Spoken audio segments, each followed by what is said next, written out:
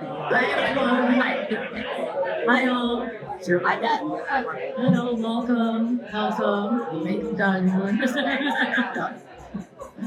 Thank you, everyone, for joining tonight's panel, the Ebbs and Flows of Nightlife. I'm Tovah Feinberg, the author and host of Rants and Raves, the podcast. The podcast that gets down to brass tacks about what's too often sidelined in dance music discourse, you, and the collective culture that we create.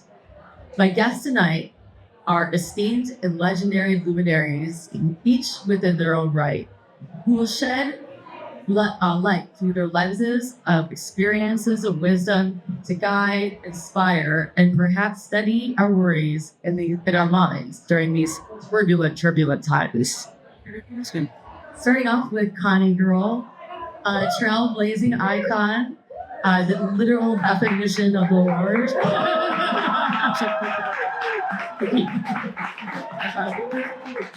Whose indelible influence began as an 80s club kid, model, and muse for designers such as Thierry Mugler and Vivienne Westwood. Today, Connie's far-reaching impact extends to visual arts and mentorship, further evolving global culture. And we also have Shawn Dickerson, longtime New York City nightlife gatekeeper and forever dancer extraordinaire with style to boot, and style's unmistakable twirls and enigmatic energy and distinctive laugh, which you probably all heard just a bit ago, and nothing more of. Take just about any dance floor from meh to magical. And we have Eric De La Cruz. Eric is an international nightlife veteran with 4 decades, spanning over 4 decades in event management, promoting, and booking, and so on and so on. Eric has been there and done that, and has stories in space, and continues to shape pure nightlife. Thank you all again for joining.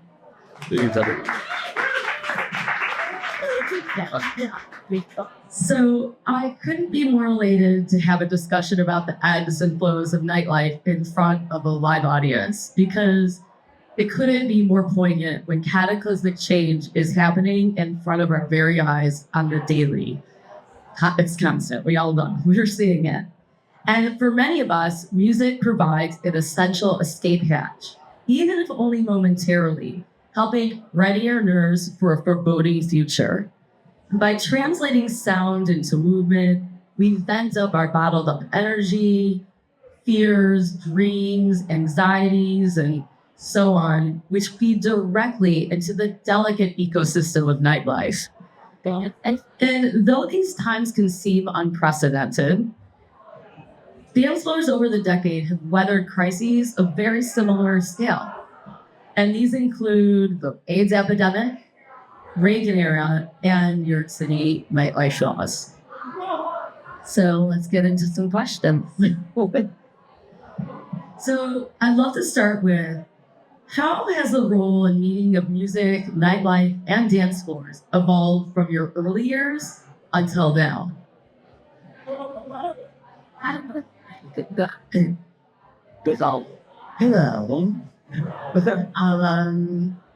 When I started to go out in the early 1580s,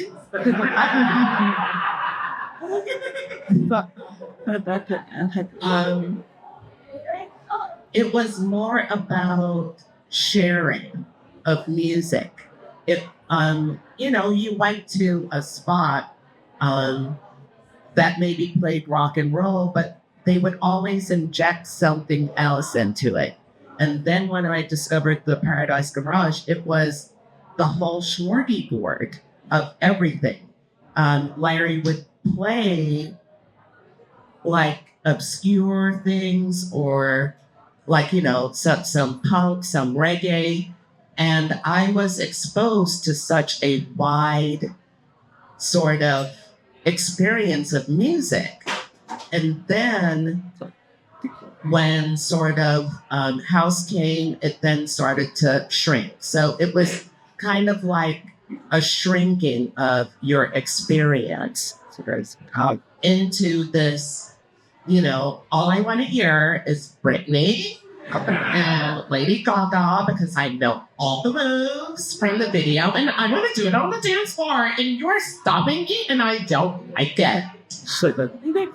And it's like, but experience something like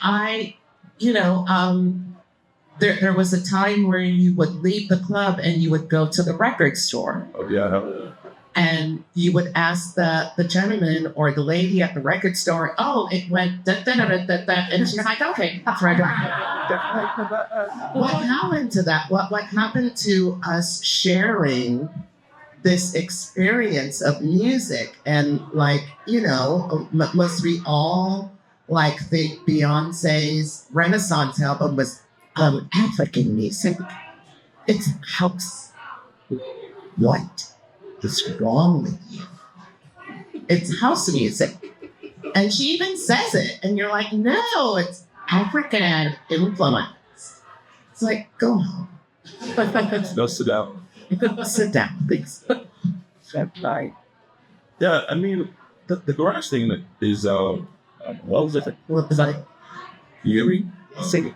The garage, going to the garage was like, it's like a penis. You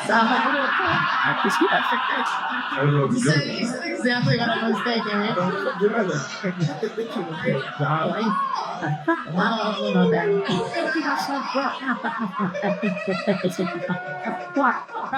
One has to tickle it with the tongue.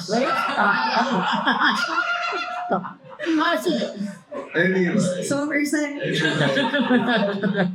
Yeah, going to the garage for me it was definitely like that kind of, but I just remember those moments when you would play something and you just everyone wanted to know what that song was, and then you would play it again, maybe 2 times, 3 times, and then you were just salivating to know what that record was. I love that. Really good. This time. Unless he was in a band, we'll play the same. Which he was prone to take. Then maybe it was easier to find.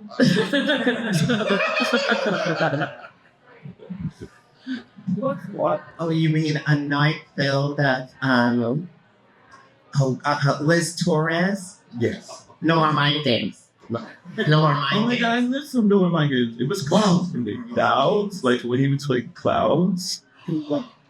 I'm I can't hear the song that much fucking time. I know.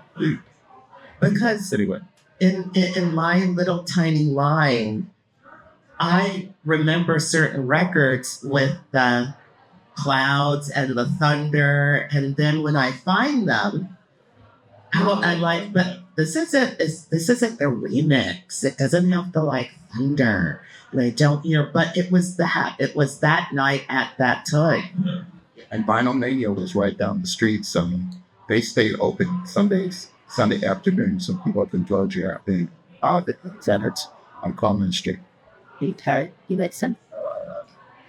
It sounds like the quest and the thirst to find it, because it was so much more difficult, had a different type of meaning and a richer meaning, because you're spending our time and energy and passion to be into it, other than just kind of, here's a link. Yeah, and there was an issues and more cell phones. Yeah. There were human Shazams before they were called Shazams. I know a few minutes. Okay, so moving on to the next. Over the decades, are there obstacles that you see either spinny or perhaps supercharged scenes? What? I know, for me, going back to the garage, the HIV thing was really, it was crazy, because you would be in the garage dancing, and then the next week you would not see someone, and you were afraid to ask what happened, because they might have died. And it was just it just felt, and then also to me it felt like New York to me at that time felt very mixed. And then as soon as the prices came in, it was like very much like straight VIP, like very divided and very much divided. And that's when all that like bottled service and like all those kind of like bodyguards and all that kind of shit came in. Because before that, just like Donna would be here, Keith would be here, everyone would be just hanging the fuck out. Like, you know what I mean? It's like downtown and uptown, and it was like all the downtown kids hung out.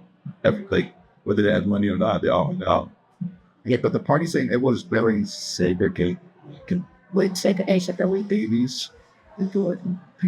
Between like Davies in the streets, there was so lights and chinos, just some of the black and white. And you know, night the colors to artists and frozen out. And Saturday night was the white one face one. And then the same open, all the white kids and the running to the same. The gay Latinos and the blacks were to Saturday night, and the straight people took over on Friday. And it was very segregated. But my experience was that it was a little bit easier for, you know, if you went on a Saturday, you weren't like shamed or. Oh no, yeah, that's correct. Like everybody got off. Everybody, Yeah. you know, as I worked at Paradise Wife, only on Friday I worked on the street because then Saturday was on Training. So what you are saying, subtitles, you pick up on Friday, indoctrinate, and then bring. Okay, that's right. Word. It sounds very, very well strategized. And which of Nightlife's past struggles do you see echoed in the present day? I guess that would be just I think it's getting a little bit better now. Like I mean, you used to be able to go out on Friday, they was going until Monday. So it was like never ending. There was no closing times unless they wanted to. They didn't have chicken. With options, I'm guessing. With options for the clubs, like, you know, the Garage, the Say, 12 West, many of these clubs, their official opening time was 11:59. Yeah.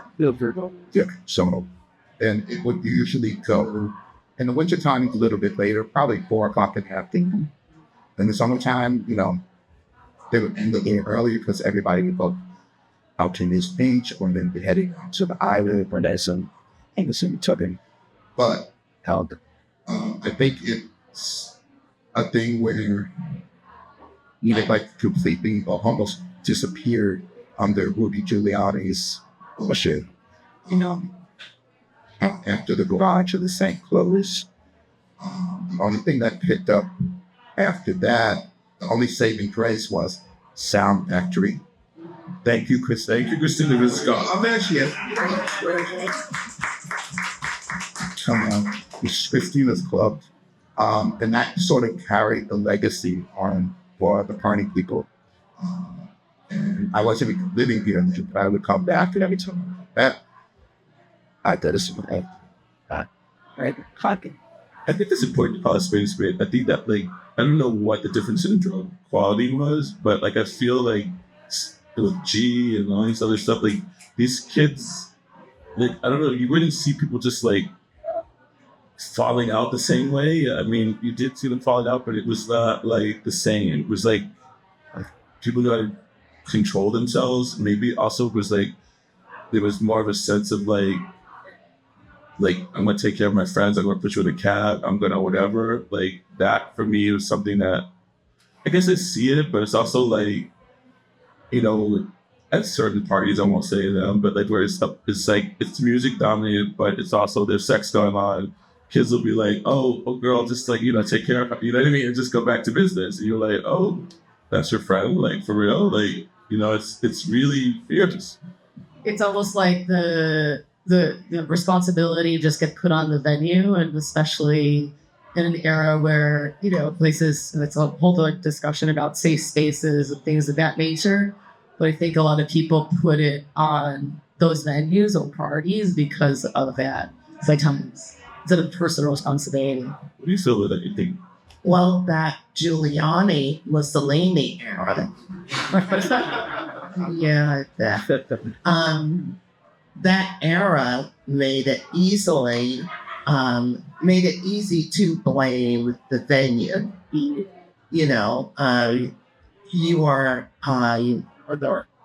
You are providing drugs to our children, and my poor daughter cannot go out and get blitzed and get home safely. She came out to get blitzed. Point one. Know your daughter. But it's our fault. We made it possible for her to get these drugs. She bought them. She went into the bathroom with Jose. Not Jose. With Jose. And she didn't pay for them. Because Jose is hot. And it's like, it was so easy to blame and to sort of, as it is now, to point the finger so that you can sort of, because what he wanted to make a red light district, and wanted to make like the venues pay them off, or like when the cops got like $2,000 a night to go and stand at the bar and make sure that everybody like showed their ID. It was, And I thought I would be. it was, the handoffs. And I don't know how they're going to sort of make it so that it is not all our fault. As the venue or the, Yes. But it's, there has to be some personal responsibility, but no one really wants to do it. I think I've seen some parties out there. One of them in London, I believe it's called Pussy Palace. Like they have a fantastic, their code of conduct, and the way that it's written. I really admire it because it's very genuine and honest about what they can do and what people's responsibility comes into coming into the venue for themselves and with whatever energy and space that they have for each other. And that the venue is there. So hopefully that's a trend that, increases, because I think that we'll all actually be safer for it at the end of the day, being more aware and not. This basement. So basement. That's a great policy. Was just giving people to hear to me. How does it? And all of them that seems to be the issue. So they're there at the door, but I know. But why do I have to? I don't think so. It's that kind of stuff. It's well, you're wrong. And it's also bottle service. I think bottle service also made it also the venue's responsibility, because you are paying for the real estate. And then you have sort of ownership. And I want sparklers. But I don't get stuff that just. Oh, it's a play. Even an hour, or you want to stay here all night? We can do another one on that. That's a whole thing. Auto service ruined my life. Yeah, I mean, if you're paying $1,000 for a bottle of absolute vodka, there are many problems, and those just start with you, and then the problems that stem from that. So it's a lot. I could not agree more. Because it's you have your bottle, and then they're like little satellites revolving around you.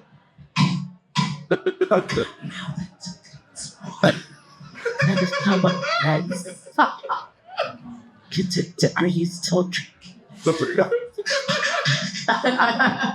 And it's like, I don't know you. Yes, you can have a cup of water, but then go away. I just feel it's always a little suspicious. I'm not the best at making a mixed drink, so why am I paying a premium for that with a carafe of cranberry juice cocktail and just some orange juice? People But say each their own. people say that they don't make mixed drinks, so they ask you for some of yours. But What did you just say? no. I'm saying. Oh, sorry. I'm saying like seeing bottle service. I'm not the best at making like a mixed drink, even if it's something that is like a decent coffee. So it's like for me, I'm like, that's a lot of money to be paid in many respects. Anything else to add, or should we move on to the next one? You got the Okay, cool. So amidst all the ebbs and flows, are there people, parties, places, really anything on the moon that inspired and anchored you across your years?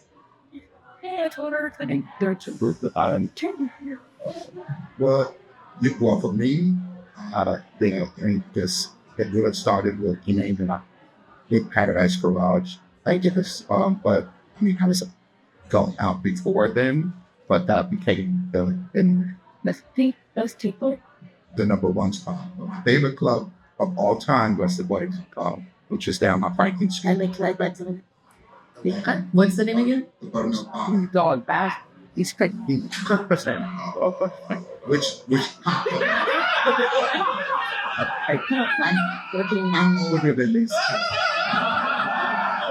I feel like chicken. but that popped up after the Feinberg episode. Ricky Seattle's boat. I got in coffee. The Paradise Garage opened during that same time. But when I used to leave work, Paradise Garage, that's where I went because they stayed up to 2:00 in my life. That's right. On the Saturdays. And when did it close? 1980 after the same out to it. For me, it definitely would have to be. It's kind of two part. I'll answer in two ways. The first one was like when I was in Philadelphia. I grew up in Philadelphia, and I grew up like reading The Face and GQ, which is these magazines back then, and like I was just would hear about Studio 54, and I would just like look at the fashion and like Jeff Quad on the cover, and I would just be like, I gotta be there, and it was like so aspirational, and I guess like so much pivotal in my experience of like getting to New York, because I was like dreaming, dreaming about New York, like salivating for it, and it would be part of it. And then once I got here, I missed Studio 54, but I was here for the garage and for area and Labia and Christina at the door. So I think the garage definitely, but there was like some like boy bar was really pivotal in my experience because I worked there. I met Connie and all the girls. And, it just kind of like all of them opened my world to like. I don't know what Fremont expression. I guess I was kind of as I lived in a big city, but I felt like I was like sheltered. But I used to like rushing away to we used to run away to Philadelphia and go to Abingdon. Okay. Or go to clubhouse in DC. Like when you got tired of the garage or and everybody's like, how do you thinking go with then we jump in the car and go to Philly or go to DC and then we go same vibe, different city. See. Then I called The food was all right. shouldn't speak. Okay, so in my beginnings, there was the fun house. After the fun house would be the pyramid district. Also, the Then the Paradise Garage. Then after the garage, I was working. So, yeah, I did South Factory Self 4. But then I got in the game and I sort of went behind the curtain and it's just like, okay, I'm working. But then Jackie 60 came along. And after that would be Yourself. Even though I was working, I still had fun. And it was a beautiful crowd and great music. And then after Epidemic, oh my God, my glow sticks. And after Be Yourself, I guess would be Mr. Black. And then Bellman. Those would be my top 10. Well, I met both of these two during picking this school. But years, Connie, I met first actually met with since she was a teenager. Seeking out.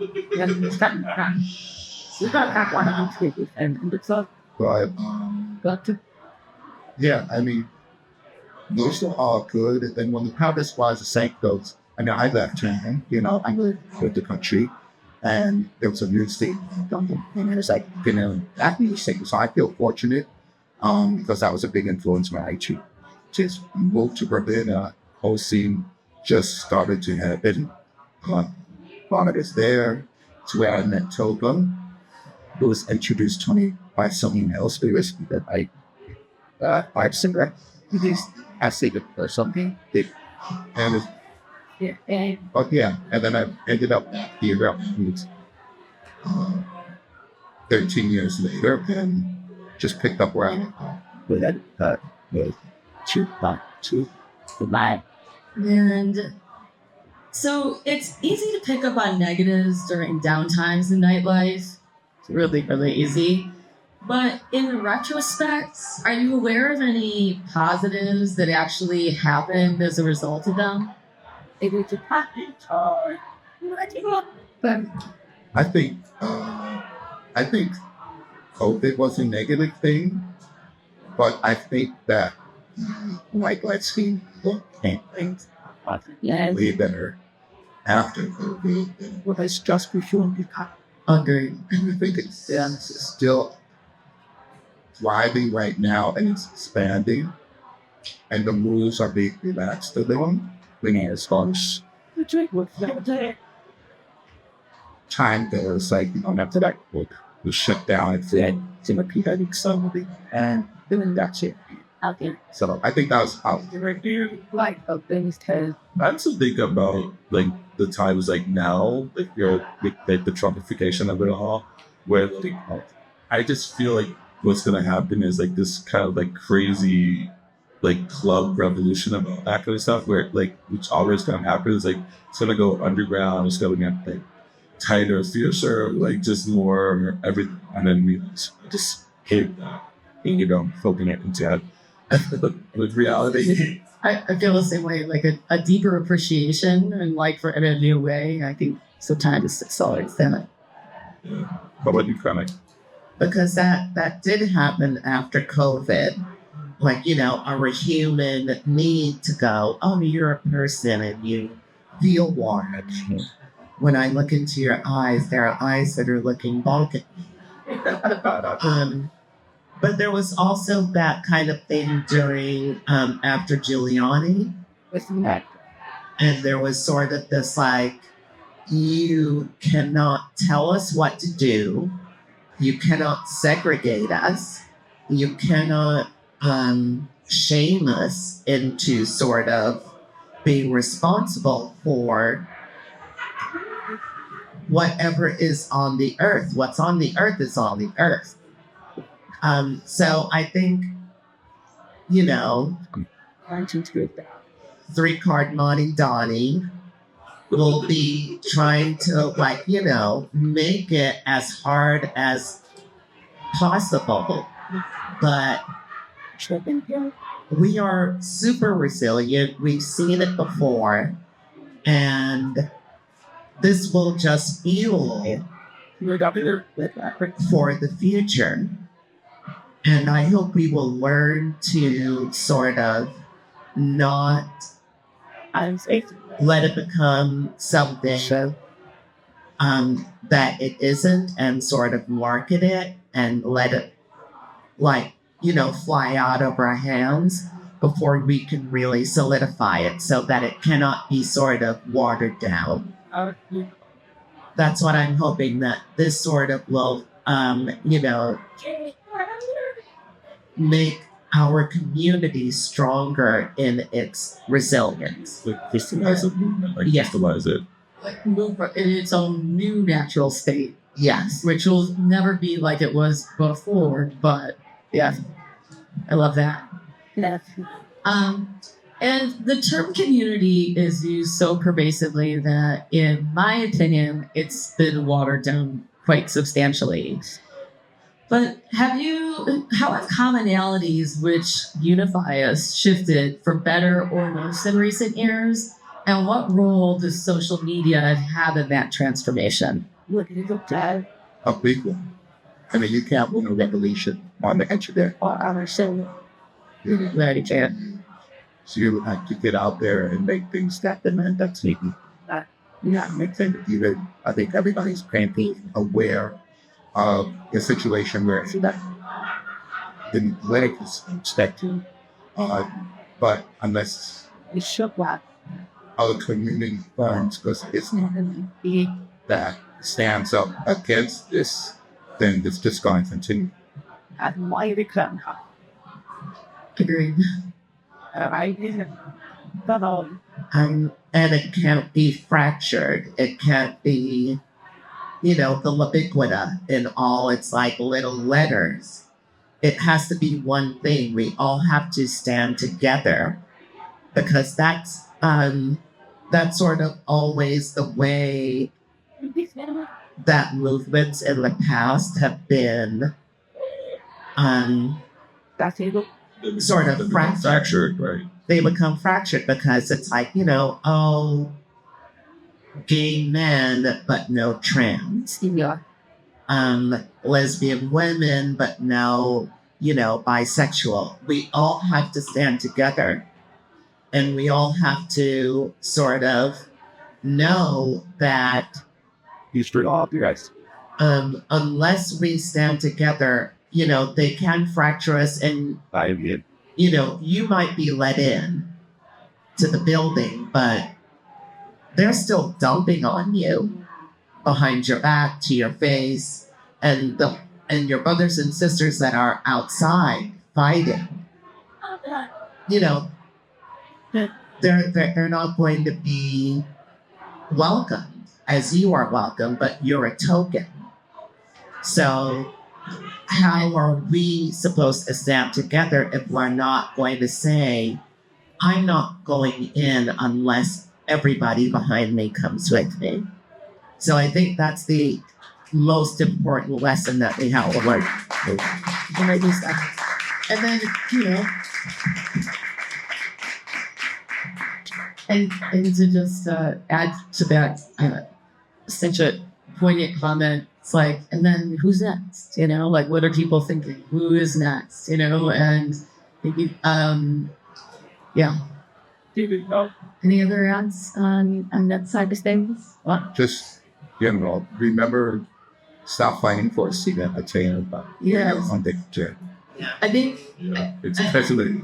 I'm Gen X, and I see what kind of value, to a degree, that, discourse online can give, but conversation and action is what does the most.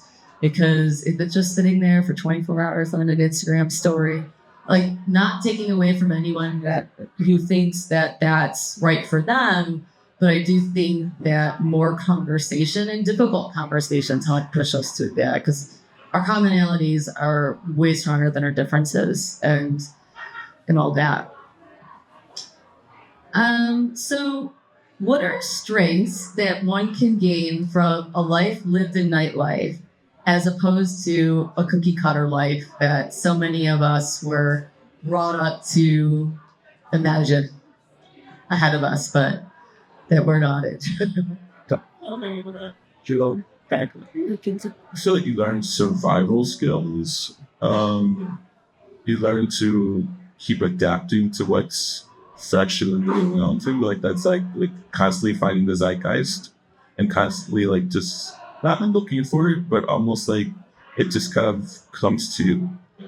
It's like a magnet because you gotta like just like that, like you're constantly there. You're like kind of it just kind of like comes to you. You have something like that? An openness to seeing, what's percolating underground, what's already there. And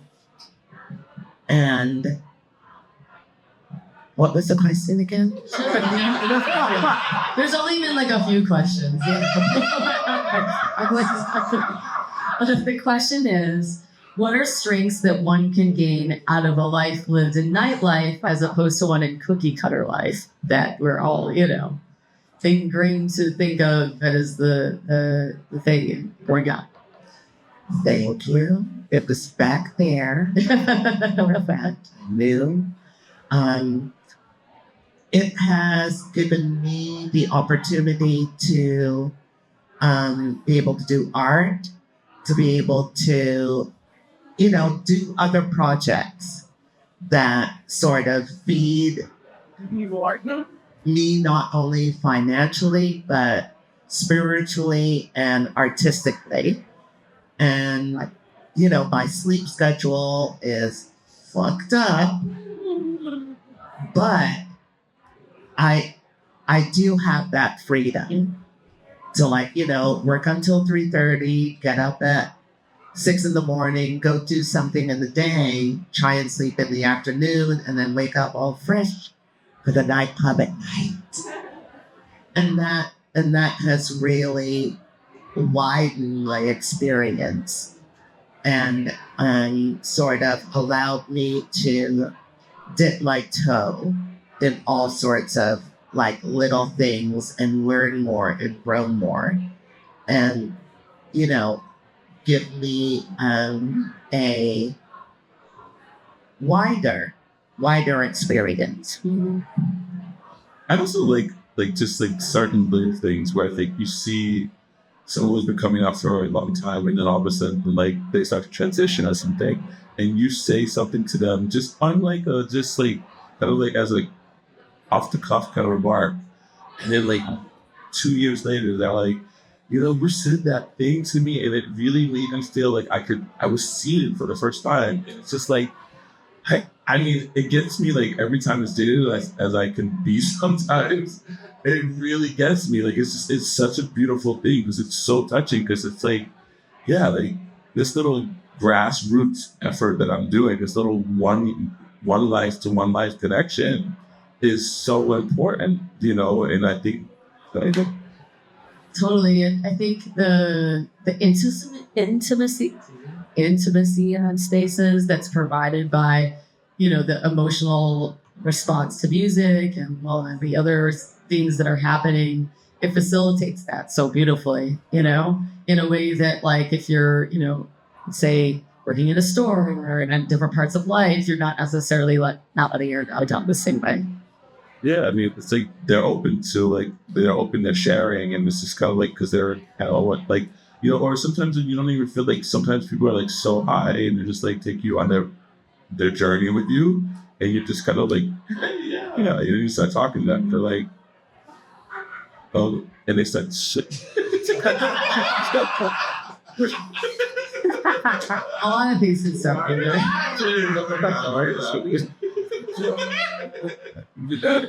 Oh my god! I need to come back. Come back. I think you have to be happy also at what you're doing in this business. I mean, or you'll never evolve. Like it's nightlife is always changing, and you have to change with it. If you don't like what you do, then you should, get out, stop doing it. I work with both of these two Saturday, Sunday, but like what? Well, I've been doing it for a long time. I'd say, yeah, but life goes on, it changes. I spent 15 ungrateful years at the same at large. It's off.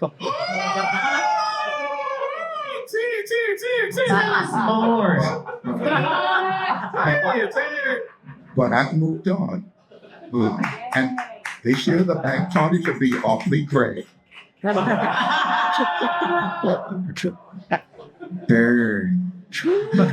Just have to get what with that. I don't know how to follow up on it, but I do have one. Unrelated. Is that I also think that a life in nightlife really gives you the opportunity to connect broadly with people of different backgrounds, races, genders, socioeconomic status, perspectives, and all the things, because we're all here because we're emotionally intelligent and we're very responsive to music, and it's something that drives our lives, and that is not something that binds others in any other way. And yes, art combined and all those things, but not in an auditory way and not through movement, through masses. So I really do think that as opposed to a cookie cutter like life, you have such an opportunity to learn by talking to people. And look, you might not agree, but at the end of the day, it's a conversation. And for me, it's like, move my needle. I don't know it right now. So that to me is a huge step. What? Anything else to add? No, good. Connie? Well, along with what you said, it's tribal. It's a tribal connection. It's the beating of the drums. It's the, it's all of us going together. That is, it connects us. And we are human, unfortunately. So we do need that. And sort of the devices that we have can separate us, but I think it will separate us. I think it's going to sort of go out of favor.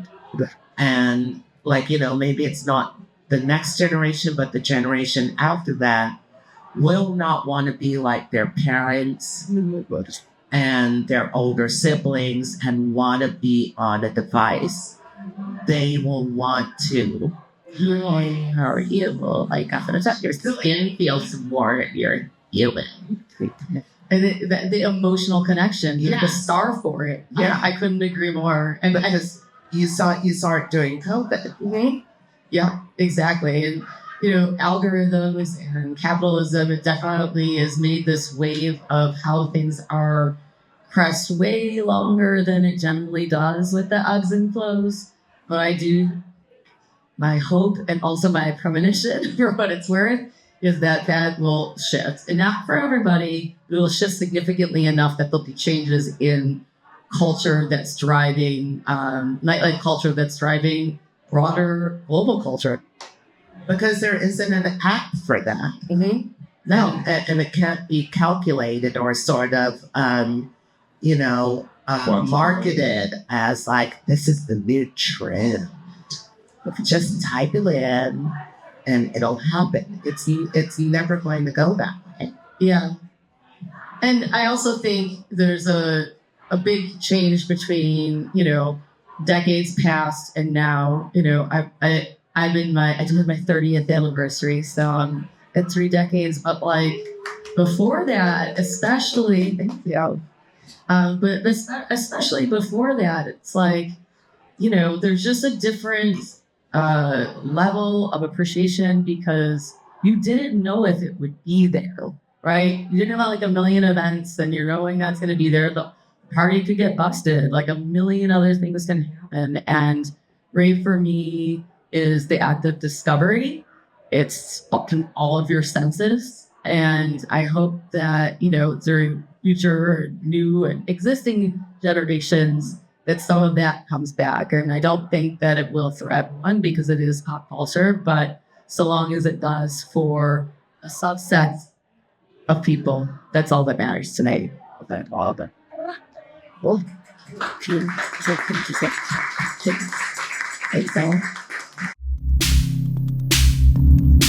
Thanks for tuning in to Rants and Raves. Please follow us for updates on new episodes. Have an insatiable appetite for all things raves? Subscribe at rantsandраves.substack.com for columns and audio emailed directly to you.